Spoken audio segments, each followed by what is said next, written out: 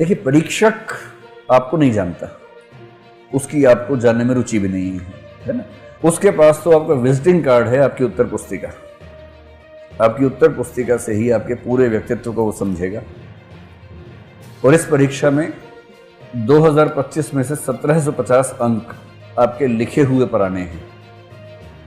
लेखन सुंदर होना चाहिए, लेखन में प्रभाव ऐसा हो कि कोई परीक्षक आपका उत्तर पढ़े तो उसके मन में ये भाव है कि बस इसी बच्चे को ढूंढने के लिए सारा प्रपंच रचा गया था, और वो आपको बहुत अच्छे अंक देके, मतलब कम से कम उसकी तरफ से आपके आईएएस बनने की बाधाएं समाप्त हो जाएं।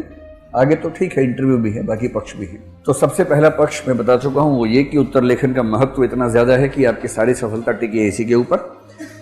इससे अंतर इतना पड़ता है कि मतलब दो तरह के लोग, अगर मैं आपको एग्जाम्पल देके बताऊं, निशांत जैन को इतना ऊंचा रैंक मिला, मतलब लाख कारण आप सब उसके गिन लीजिए। मुझसे जब जब पूछा जाएगा, मैं निशांत से भी कहता हूं, सबसे कहता हूं कि सबसे बड़ा कौशल उसका लेखन कौशल है। एक लड़का 236वां रैंक आईएएस में है पहले अटेम्प्ट में, और उसको खुद पे भरोसा नहीं था। उसने मेंस देने के बाद तय किया कि मैं विषय बदल के फिर तैयारी करूंगा। उसने हिस्ट्री और हिंदी साहित्य से 2008 में एग्जाम दिया। जेएनयू से वो हिंदी साहित्य का विद्यार्थी था। जब उसने दे दिया एग्जाम तो उसको लग रहा था कि मैं हिस्ट्री में बहुत अच्छा लिख नहीं पाया हूं, मुझे भरोसा नहीं जम रहा, मैं हिस्ट्री छोड़ के फिलॉसफी लेना चाहता हूं। तब मैं फिलॉसफी पढ़ाई करता था उस समय। उसने मेंस देने के बाद फिलॉसफी में एडमिशन लिया, फिलॉसफी पूरा 3 महीने पढ़ भी लिया, तैयार कर लिया। उसके बाद मेंस का रिजल्ट आया, उसने इंटरव्यू दिया।